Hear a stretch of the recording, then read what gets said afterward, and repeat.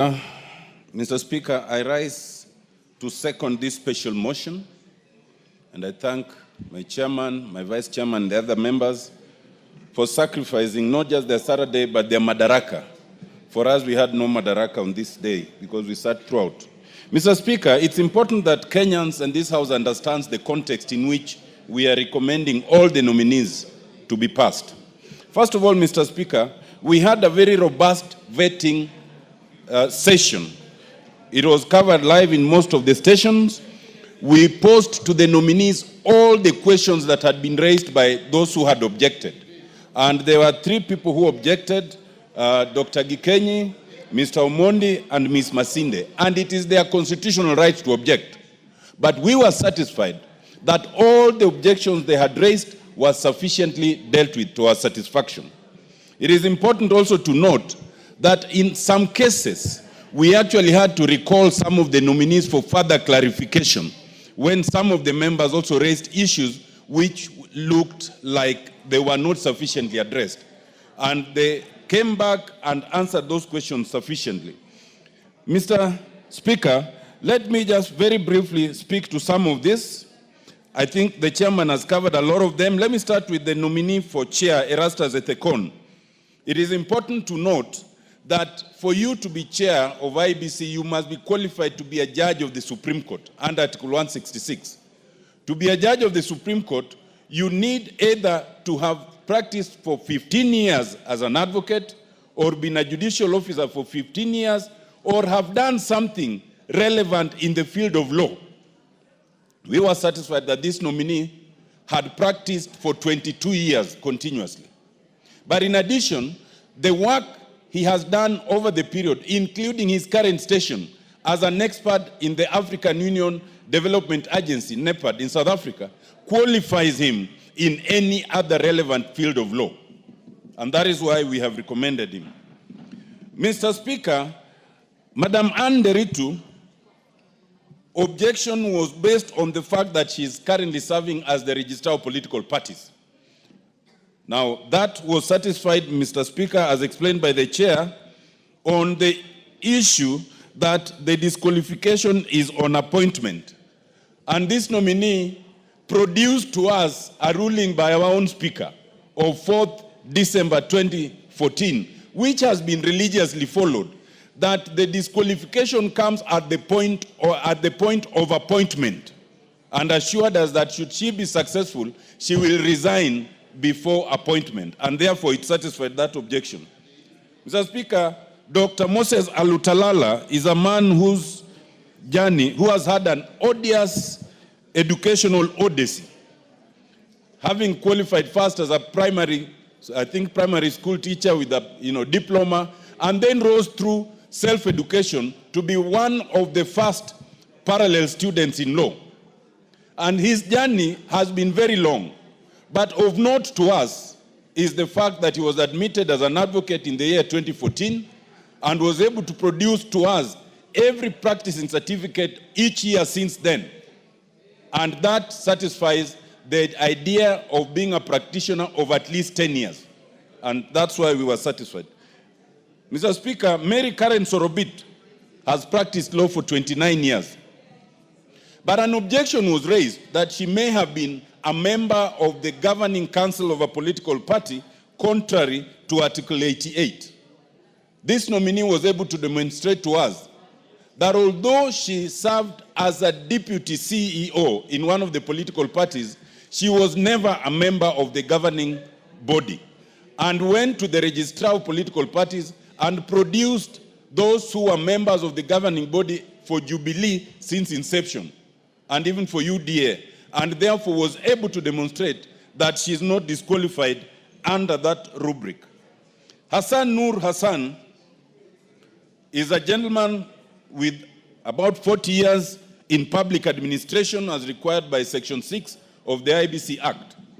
But of note was an objection that had been raised under Article 88(2)A, that he may have vied as a governor within the last 5 years.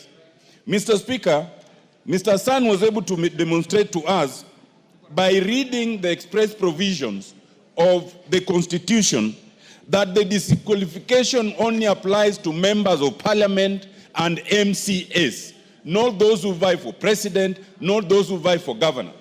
Mr. Speaker, as a committee, we came to the conclusion that you cannot import a disqualification into the express provision of a text. And therefore, we were able to find that he was not disqualified. The other nominee is Professor Francis Aduol. Mr. Speaker, this Professor Francis Aduol was quite impressive. He is a professor of geospatial science and engineering. Shall I repeat? He's a professor of geospatial science and engineering. And part of his specialty, his first PhD, was on the study of the earth. And he told us he can actually tell where any of you are at any one point if he gets your phone number or something like that. But of importance is the fact that one of his areas is delimitation of boundaries. Delimitation, including the focus on what weight should be placed on population, size, and even poverty.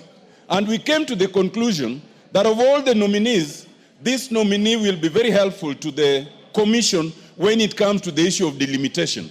And we are all aware that we are immensely out of time on the question of delimitation. We are also all aware that it's a very emotive matter. It was important to note that Professor Duol has worked with all the bodies that have dealt with this issue, from the Interim Independent Boundaries Commission to the Committee of Experts to the IEBC and every other body. And therefore, we had no hesitation in recommending him. Mr. Speaker, Fahima Abdallah, I think that the chairman has spoken to all that there is to speak. She ticks the three very important boxes: youth, minority, and gender, and has had at least 10 years in public administration. Mr. Speaker, this particular nominee was accompanied by her father, and one of the members had the courage to ask whether she was married or not, which was not part of our consideration. And I've heard Honorable Farah objecting that the chair is casting aspersion. But Mr. Speaker, I do not see any aspersions there, because I know Honorable Farah is allowed by religion more than one wife, to get even up to the fourth. And even after getting to the fourth, I am sure Honorable Farah is allowed by religion to divorce. Talak, talak, talak. So it means Honorable Farah remains permanently eligible. There is a point, Honorable Farah. Mr. Speaker, there seems to be a conspiracy against You seem to have No. you seem to have exhibited some profane behavior. No. In the committee. No. The senior counsel. What is your point of order? My point of order is that I did not say that this lady is single. You know what I mean? So, of course, somebody said. What is your point of order? You are compounding the allegation. Because you seem to be very excited. Thank you, Mr. Speaker. Mr. Speaker. Jeanette, what's your point of order? Mr. Speaker, I want to come to the aid of Honorable Farah. Because, Mr. Speaker, as you know, Honorable Farah is the cuckoo danger of Northern Kenya. Mr. Speaker, you know what I mean, Mr. Speaker? Yes. This is the real cuckoo danger, Mr. Speaker, the way you're seeing it. Yes, Zamzam. Mama Zamzam. Mheshimiwa Spika, mimi nataka niwaambie Mheshimiwa Otiende Amollo na wenzake, huyu ni mtoto wetu mrembo sana, mzuri, lakini hajakuja hapo masala ya ndoa, amekuja pale kuchapa kazi. Ni mwanamke, na wanawake wakionekana sehemu, sionekane ndoa tu, wapewe nafasi yao ya kuweza kujenga taifa. Asante sana Mheshimiwa Spika. Otiende Amollo.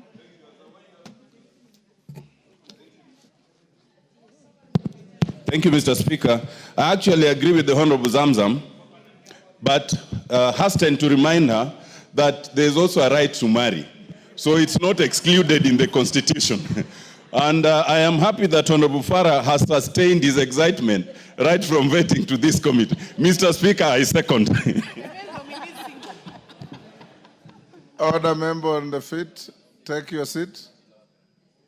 Who is that member with his back to the speaker? Take your seat.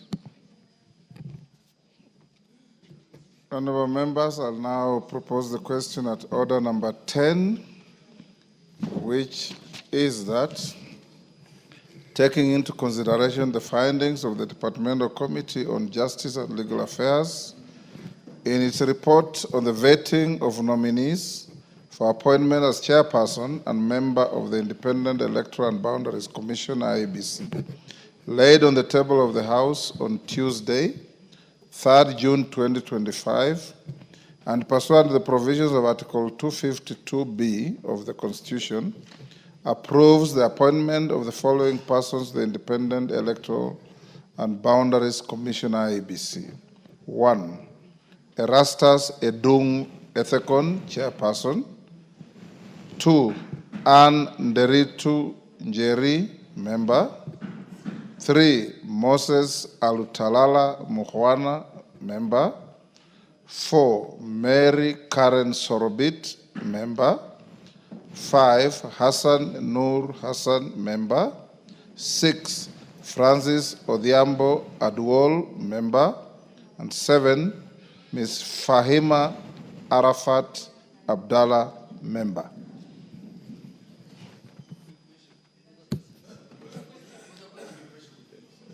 Kamket,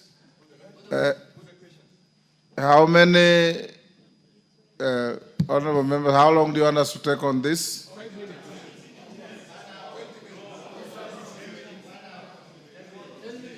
How many?